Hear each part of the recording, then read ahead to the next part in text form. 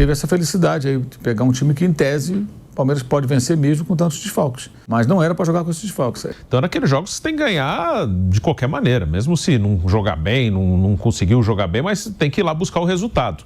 Ainda continua assim, com o platel forte ainda, né? Escalar o time para sábado não vai ser fácil.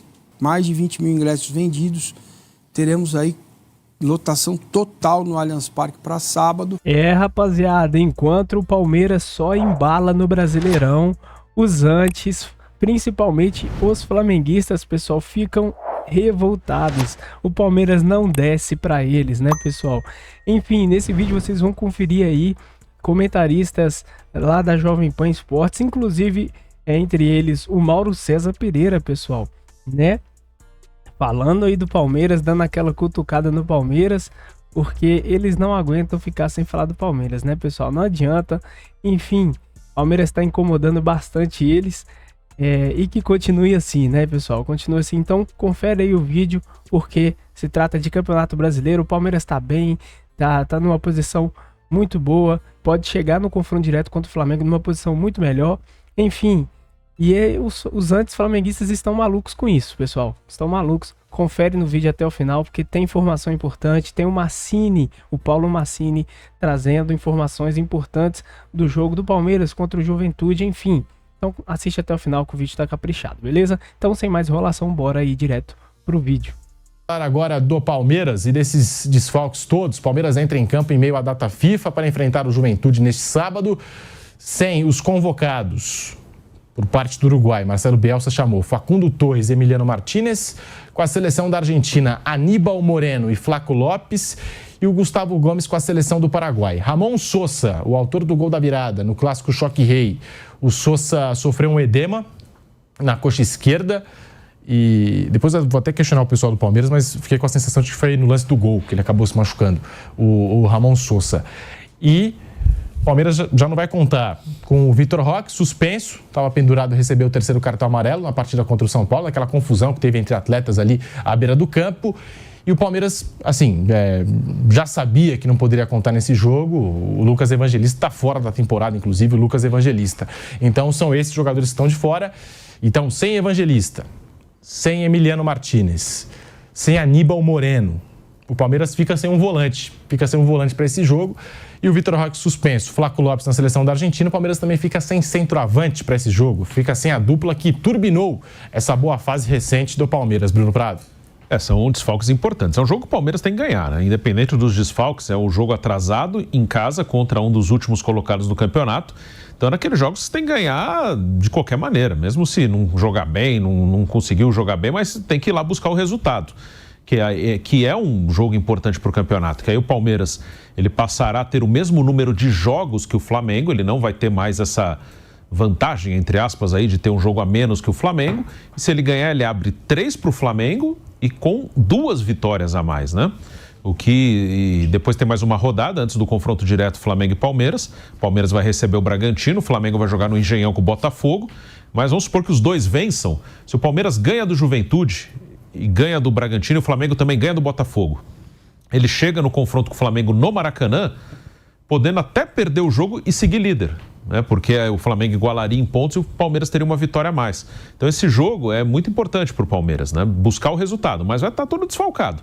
Independente disso, é jogo para ganhar da maneira que puder, mesmo que não consiga jogar bem. E aí tem as opções, né? Não tem tantas, né? O Abel vai ter que se virar.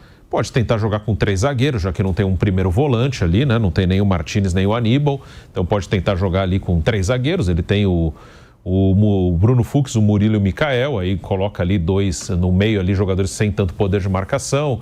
Pode colocar o Alan com o Andréas, pode jogar Veiga e Maurício revezando como centroavante, sem um 9. Aí com 3 zagueiros ele também, já que ele não tem os pontas, não tem o Facundo, não tem o Sosa, ele pode usar os alas ali para jogar na linha de fundo, para dar liberdade para os dois, para o Gia e para o Piquerez. Talvez o Kelvin esteja ali até mais um cara melhor para jogar apoiando. Então ele vai ter que se virar de alguma maneira, né? De ataque ele pode usar Veiga ou Maurício na frente, ou pode usar o Luigi, que voltou do Mundial Sub-20, o Brasil foi eliminado na primeira fase, e o Bruno Rodrigues, que ficou mais de um ano sem jogar e está voltando aos pouquinhos. Imagino que o Bruno Rodrigues não tenha condição de iniciar um jogo e jogar muito tempo. Então, é um problema do nosso calendário. O Palmeiras, realmente, como o Mauro falou, ele topou, ele aceitou a mudança, ele concordou com a mudança, se manifestou publicamente sobre isso. E é uma das consequências, né? Esse jogo poderia estar na época de Copa do Brasil, vai estar na data FIFA, então nenhum dos cenários era o ideal, mas o Palmeiras concordou com esse cenário, achou menos ruim para ele, então vai jogar bem desfalcado contra o Juventude. E a gente tem aqui uma estatística, os clubes com mais viradas na temporada 2025 do futebol brasileiro. Palmeiras que virou esse clássico choque rei, perdia por 2-0, 3-2, placar final. Mais viradas no ano de 2025 entre os times brasileiros. Palmeiras tem 7 viradas, Fluminense tem 5, Cruzeiro e Flamengo 4, Corinthians e Internacional, assim como São Paulo e Vasco da Gama, com 3 viradas. O Palmeiras é o time com mais viradas, mais remontadas em 2025, Vampeta. Né? Tô olhando na letra, 7 viradas, né? Quer dizer assim, o Palmeiras que aí o Abel vai ter que fazer uma equipe diferente, já que as suas duplas de volante, né, foram convocados e um machucado, né? Ainda continua assim com o platel forte ainda, né? Joga ali o Maurício, o próprio Veiga, né, para ver onde é que vai jogar. A gente não sabe ainda, só no sábado. Se o Cláudio já vai estar recuperado, de repente pode botar o Giai por dentro. Ainda tem ainda ficou ainda uma equipe forte. Não é o necessário, né, porque tem jogadores convocados, topou isso e agora vai ter que aceitar e não vai poder reclamar de nada. Pode ser que ali no ataque tem a opção do Luigi, que agora jogou, né, na categoria de base da seleção brasileira. Ele foi bem. O Luigi é um dos poucos que salvou no Mundial Sub-20 aí, viu? Pode ser uma opção aí para o ataque do Palmeiras. O Thales foi vendido, né, que era outro jogador promissor. O Palmeiras foi vendido com o futebol da Espanha, o Almeria da Espanha. E o Luigi pode ser essa opção no ataque, sem Vitor Roque, sem Flaco Lopes, sem esse volante também. Aí acho que a opção pode ser pelo Bruno Fux, sem Emiliano Martinez, sem Aníbal Moreno e sem o Lucas Evangelista. A opção pode ser pelo Bruno Fux, talvez no meio de campo, e colocar Murilo e Micael na zaga do Palmeiras para esse jogo diante do Juventude. Mauro César está aí. Em meio à data FIFA, o Palmeiras vai entrar em campo e com esses desfalques todos, né, por conta dos jogadores convocados, Gomes com o Paraguai. Até foi uma surpresa, eu achei, o Piquerez não ser convocado pela seleção uruguaia. O Bielsa convocou o Emiliano Martinez e o Facundo Torres. E com a seleção argentina, Flaco Lopes e Aníbal Moreno. Então seriam 6, né? Com o Ramon Sosa, que acabou sofrendo edema na coxa esquerda, mais 5 atletas convocados. Vitor Roque suspenso. Enfim, a gente continua falando dos desfalques do Palmeiras. É difícil, né? Mas, como eu falei há pouco, uma situação que o Palmeiras não teria que enfrentar não fosse a mudança no regulamento, no calendário do futebol brasileiro esse ano, que Palmeiras elogiou. Então eu presumo que o Palmeiras vai achar legal jogar desfalcado, vai achar bacana. Não, bom para o futebol brasileiro. Eu não lembro como é que foi, qual foi o argumento apresentado, alguma coisa por aí. O Palmeiras vai achar legal, vai achar ótimo jogar desfalcado. Por sorte, é um dos times mais fracos da competição, né? Imagina se fosse um jogo atrasado contra um adversário mais forte e que não estivesse tão desfalcado. Mas teve essa felicidade aí de pegar um time que, em tese, o Palmeiras pode vencer mesmo com tantos desfalques. Mas não era para jogar com esses desfalques. Esse jogo deveria ser marcado num meio de semana de Copa do Brasil, se fosse mantido aquilo que estava definido lá atrás, que a CBF mudou para tentar com isso resolver um problema de calendário que era um problema dela a CBF, né? Enfim. O Palmeiras argumentou na ocasião, com a mudança do calendário aí do futebol brasileiro, e o Samir Chaud, que, enfim, assumiu a CBF já com a temporada correndo e fez essa alteração.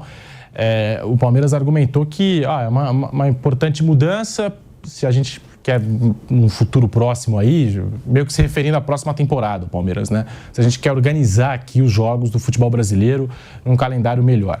Até nas mudanças do calendário do ano que vem, que eu considero que foram boas mudanças, embora algumas observações precisam ser colocadas, ser feitas, ainda vai continuar essa questão da data FIFA. A CBF admite que vai continuar essa questão de jogos sendo marcados um dia após a data FIFA, um dia após compromissos da seleção brasileira.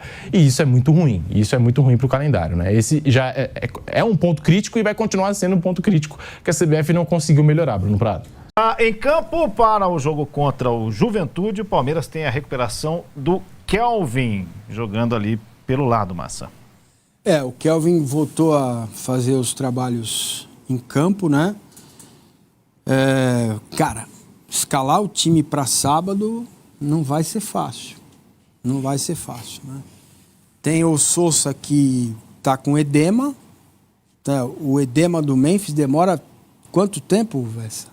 Demorou 23 dias. 23 dias para resolver.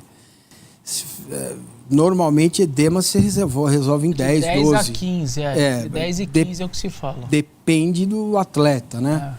Então, como ele se machucou domingo na hora do gol, quem no teve terceiro o Fux gol... também, lembra? No primeiro jogo contra o Corinthians, não conseguiu jogar o segundo, depois acho que demorou uns 10, Demorou 12 uns 10, também. 12 dias para voltar. Se eu não me engano. Então, Sousa só contra o Red Bull e olhe lá, que aí você completaria os 10 dias mínimos, né? 10 a 12 mínimos para ele estar em campo ou estar no banco, pelo menos para jogar alguns minutos. Então, o Kelvin é uma ótima notícia. O Palmeiras tem Murilo, Fux, Mikael e o Benedetti para a zaga. Para a lateral esquerda e para a direita ele está arrumado, né? O Kelvin e o Giai. Para a esquerda tem o Piquerez, que não foi convocado, e o Jefté. Aí agora é que começa o problema, né? Não tem 5 para colocar em campo. O Martínez foi convocado, o Aníbal também, para o primeiro jogo contra o Juventude. O que a gente está sabendo já? 4 jogadores da base que estavam no Mundial, eles foram... Já tem um treinando lá, que é o Larson, né? Jogador que o Palmeiras contratou do Goiás, do Sub-20, já estava treinando lá. Vai ter de volta o Coutinho, o Luigi e o Eric Belé. Então, com esses 4, vai ter que compor o time e o banco para jogar contra o Juventude. Já mais de 20 mil ingressos vendidos. Teremos aí lotação total no Allianz Parque para sábado. Existe um movimento da torcida do Palmeiras de deixar as diferenças de lado. Pardabel, amendoim, passapano, fora Abel, de lado, para que se olhe para jogadores e comissão técnica nessa reta final Deixa eu de te temporada. perguntar uma coisa. Quando você fala isso, porque a efervescência política do Palmeiras sempre é muito forte também. Arquibancada, Leila. Essa discussão que envolveu a arbitragem do jogo contra o São Paulo, Flamengo, de alguma forma fez todo mundo internamente olhar para si e falar, olha, peraí. Internamente nem tanto, externamente fechou, esquece. Agora não há mais divergências entre os palmeirenses. A Mancha hoje publicou um texto, bem bonito até, achei legal. Outras mídias estão divulgando o texto e existe agora um movimento de união em torno do Palmeiras, de 12 jogos, 13 jogos de Campeonato Brasileiro e 2 para chegar a uma final de Libertadores. Então, as diferenças de torcida no Allianz Parque, aquelas coisas que a gente andou vendo, ponto final, acabaram. O Palmeiras voltou a olhar para si mesmo, a sua torcida inclusive. Vocês vão ver o ambiente do Allianz Parque sábado no jogo contra o Juventude, Red Bull, e na sequência é isso que vai acontecer. O Massini fala muito disso, são exemplos históricos, né? E sim, evidentemente, né? Acho que a nota do Palmeiras pós-jogo do São Paulo, mirando o que tinha acontecido e sobretudo ali para frente em relação ao Flamengo, o movimento do BAP, etc e tal, as acusações de benefício ao Palmeiras, tal, aí provocam essa coesão, né? Nesse momento, de fato, e acho que é aquilo, o Bessone vem falando. Palmeiras tem 2 meses para disputar os 2 principais títulos da temporada. E acho que o Abel adora, né? O Abel fala que ele nunca vai esquecer o que ele ouviu, mas ele adora essa coisa Todos somos. todos somos um, nós contra todos. E o Palmeiras tem isso na sua história, né? O Filipão também usava muito isso, essas máximas e tal. E acho que é o que o manifesto da torcida... O manifesto da torcida conversa com o manifesto da oficial pós-jogo com São Paulo. Ô, Arnaldo, você tem criticado também muito a diretoria do São Paulo. Eu? Imagino. Não sem razão. Mas esse efeito não poderia ser também no São Paulo? Porque sai do jogo prejudicado e de repente... Depois a gente vai falar... A diretoria do São Paulo está tentando algumas novas medidas.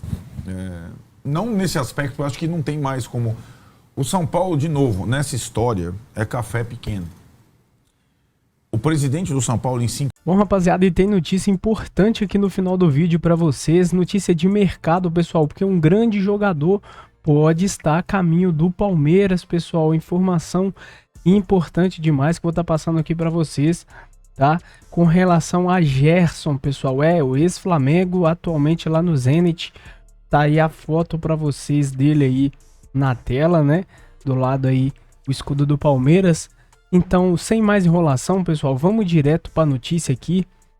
Notícia postada aqui no X pelo Planeta do Futebol, pelo perfil Planeta do Futebol, @futebol_info, mas que é uma apuração do Felipe Facincani, pessoal, jornalista aí palmeirense, enfim, é uma apuração do Facincani, beleza? A notícia trazida pelo Facincani e divulgada aqui pelo Planeta do Futebol no X, antigo Twitter, beleza? Então, vamos ver aqui a notícia, olha só. De acordo com a apuração do jornalista Felipe Facincani, Gerson quer voltar ao Brasil e o staff do volante está em conversas com o Palmeiras, pessoal. Olha isso, as conversas ainda são iniciais. O jogador tem um alto valor de mercado e foi comprado por 25 milhões de euros, cerca de 157,5 milhões de reais pelo Zenit. O Flamengo não aparece como possível destino porque Marcão, pai e empresário de Gerson, está com a relação totalmente rachada com a diretoria rubro-negra por causa da saída conturbada do volante. Além disso, o rubro-negro contratou recentemente Jorginho e Saul. Gerson não é considerado um titular absoluto no Zenit e está disposto a negociar o volante em janeiro caso receba uma boa proposta. Pesa a favor do Palmeiras a vitrine, já que o jogador tem como meta a Copa do Mundo de 2026. O tema já chegou aos ouvidos do técnico Abel Ferreira, que deu o aval para um possível avanço. Então, tá aí a notícia do Felipe Facincani, pessoal. Notícia fresquinha, notícia bombástica aí a respeito de Gerson podendo vir jogar no Palmeiras, pessoal. De fato, tudo isso é verdade. O Gerson não está nada bem lá no Zenit, né, pessoal? Não tá desempenhando bem no banco. Enfim, já saíram vários vídeos aí mostrando a insatisfação do Gerson lá no Zenit, né? É um negócio que fica até evidente. E voltar pro Brasil é uma chance muito grande, né? E para ele, principalmente, seria realmente aqui, como diz a notícia, uma vitrine muito grande, principalmente pensando em seleção brasileira, para ele poder disputar uma Copa do Mundo, né, pessoal? E atualmente no Brasil hoje, né, os únicos dois clubes, talvez Flamengo e Palmeiras, é a vitrine maior do futebol brasileiro, né? E pro Flamengo ele não volta por causa de briga, né? Por causa de desentendimento lá, deu treta quando ele saiu, né? Ele, o pai dele, que é o empresário dele, né? O Gerson, o pai dele, deu treta lá com o pessoal do Flamengo e não volta pro Flamengo o Gerson, o que abre uma grande chance aí pro Palmeiras conseguir a contratação do Gerson, né? Basta o Palmeiras querer aí.